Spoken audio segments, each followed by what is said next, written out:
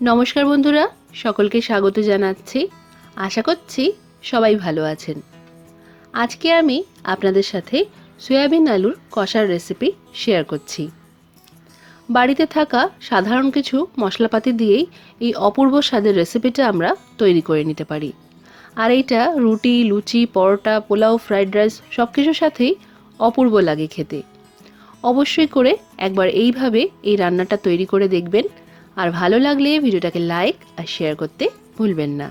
চলুন তাহলে ঝটপট আজকের রেসিপি দেখে নেওয়া যাক।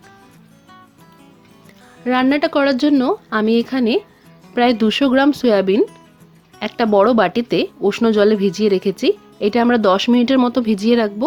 10 মিনিট পর এটা ভালো করে চিপে জলের থেকে তুলে রাখতে হবে। তারপর বাকি রান্নাটা আমরা করব। এবার এখানে একটা কড়াইতে আমি প্রায় 2.5 টেবিল চামচের মতো সর্ষের তেল গরম করে নিচ্ছি। তেলটা ভালো করে গরম হয়ে গেলে এর মধ্যে এরকম বড় বড় টুকরোয় কেটে রাখা আলুগুলো আমরা ভেজে নেব। আলুটা আমি সয়াবিনের সাথেই ভাজবো। প্রথমে আলুটা দিলাম, আলুটা দিয়ে একটু নাড়াচাড়া করে নিয়েই আমি যে সয়াবিনগুলো জলের থেকে চিপে তুলে নিয়েছি সেইগুলোকেও দিয়ে দিলাম। আলু আর সয়াবিনটা দিয়ে আঁচটা মাঝারি রেখে আমাদের ভেজে নিতে হবে। মোটামুটি 4 মিনিটের মধ্যেই এটা ভাজা হয়ে যাবে। আলু আর সয়াবিনটা যখন একটু কালার চেঞ্জ হয়ে যাবে তখন এগুলোকে আমরা তুলে অন্য একটা প্লেটে রেখে দেব। এইভাবে রান্নার আগে একটু সয়াবিন আর আলুটা ভেজে নিলে এই রান্নার স্বাদটা খুব ভালো হয়। অবশ্যই একবার এই পদ্ধতিতে করে দেখতে পারেন। আলু আর সয়াবিনটা তুলে নেওয়ার পর কড়াইয়ে আমি আরও 1.5 টেবিল চামচের মতো সর্ষের তেল দিয়ে দিলাম। তেলটা একটু গরম করে নিয়ে এর মধ্যে 2 বড় তেজপাতা দিয়ে দিলাম। আপনাদের কাছে গোটা গরম মশলা থাকলে আপনারা সেটাও দিতে পারেন। এবার তেজপাতাটা একটু ভেজে নেওয়ার পর এর মধ্যে একটা বড় সাইজের পেঁয়াজ বাটা দিয়ে দিলাম। 1 টেবিল চামচ ভর্তি ভর্তি করে এখানে দিয়ে দিয়েছি আদা রসুন বাটা। আদা রসুন বাটাতে আছে 1 ইঞ্চি সাইজের আদা আর 12-13 কোয়ার মতো রসুন আছে। সব পেস্টগুলোকে ভালো করে মিশিয়ে নিয়ে 1 মিনিটের মতো আমরা কষিয়ে নেব। 1 মিনিট পর এবার এর মধ্যে দিয়ে দিলাম আমি পরিমাণ মতো নুন। পুরো রান্নার আন্দাজে আমি নুনটা দিয়ে দিয়েছি। এবার দিয়ে দিলাম হলুদ গুঁড়ো ভর্তি ভর্তি 1 চা চামচের মতো। লঙ্কা গুঁড়োটা নিজেদের স্বাদ অনুযায়ী দেবেন। আমি এখানে 1 চা চামচ লঙ্কা গুঁড়ো দিয়েছি। 1 চা চামচ জিরে গুঁড়ো দিয়ে দিলাম আর 1 চা চামচ দিয়ে দিলাম ধনে গুঁড়ো। এবার এই সব মশলা ভালো করে মিশিয়ে নিয়ে একদম কমানো আছে আমরা 2 মিনিটের মতো কষিয়ে নেব। প্রথমে মশলাটাকে ভালো করে মিশিয়ে নিতে হবে আর মশলা কষানোর সময় সবসময় আঁচটা কমিয়েই রাখতে হবে। ভালোভাবে কষানোর জন্য আমি এই সময় একটু ঢাকা দিয়ে দিলাম। ঢাকা দিয়েই আমি 2 মিনিট কষিয়ে নিয়েছি। 2 মিনিট পর ঢাকাটা সরিয়ে নিলাম। এবার মশলাটাকে আরেকবার ভালো করে তলা দিয়ে নাড়াচাড়া করে নিচ্ছি। দেখতেই পাচ্ছেন মশলাটা কতটা শুকিয়ে গেছে।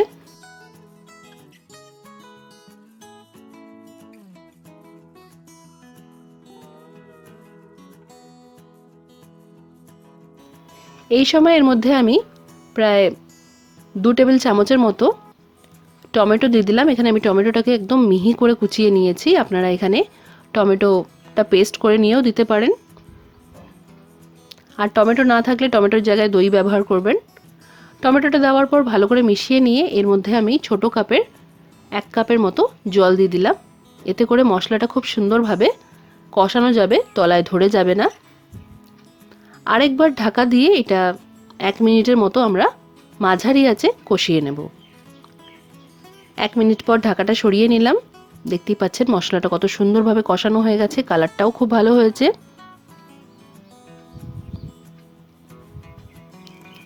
এবার এর মধ্যে ভেজে রাখা আলু আর সয়াবিনটা দিয়ে দিচ্ছি। সব মশলার সাথে আলু আর সয়াবিনটা এবার ভালো করে মিশিয়ে নিতে হবে।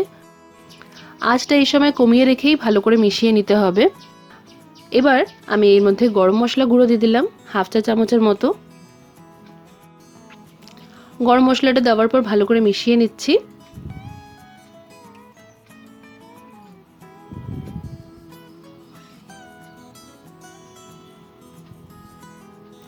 এবার আঁচটা কমিয়ে রেখেই আরও 2 মিনিটের মতো এটা কমানো আছে, আমরা কষিয়ে নেব। এতে করে মশলার পুরো ফ্লেভারটা আলু আর সয়াবিনের মধ্যে খুব ভালো করে ঢুকে যাবে।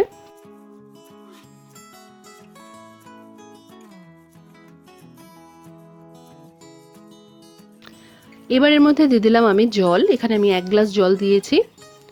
জলটা দিয়ে ভালো করে মিশিয়ে নিতে হবে। আর এই সময় জল দিতে হবে যাতে সয়াবিন আর আলুটা আর যতটাও সেদ্ধ হওয়া বাকি আছে সেটা ভালো করে সেদ্ধ হতে পারে। জলটা দিয়ে ভালো করে মিশিয়ে নিলাম আর দিয়ে দিলাম 1 চা চামচের মতো ঘি। যারা পছন্দ করেন না তারা দেবেন না, তবে ঘি দিলে কিন্তু স্বাদটা খুব ভালো হবে। ঘিটা দিয়ে ভালো করে মিশিয়ে নিলাম। এবার এটা ঢাকা দিয়ে 5 মিনিটের জন্য মাঝারি আঁচে ভালো করে ফুটিয়ে নিতে হবে। 5-6 মিনিট পর আমি ঢাকাটা সরিয়ে নিলাম। আরেকবার ভালো করে সব কিছুকে মিশিয়ে নিতে হবে। এই সময় আমরা চেক করে নেব আলুটা ভালোভাবে সেদ্ধ হয়েছে কিনা। আলুটা ভালো করে সেদ্ধ হয়ে গেলে এটা আর রান্না করার দরকার নেই, এবার আঁচটা বন্ধ করে দিতে হবে। তৈরি হয়ে গেছে আমাদের সুস্বাদু সয়াবিন আলুর কষা বা সয়াবিন আলুর তরকারি। অবশ্যই করে রেসিপিটা ট্রাই করবেন, কমেন্ট করে জানাতে ভুলবেন না যে আজকের রান্না কেমন লাগলো। আজকের মতো এখানেই শেষ করলাম। সবাই খুব ভালো থাকবেন আর সবাইকে খুব ভালো রাখবেন। ধন্যবাদ।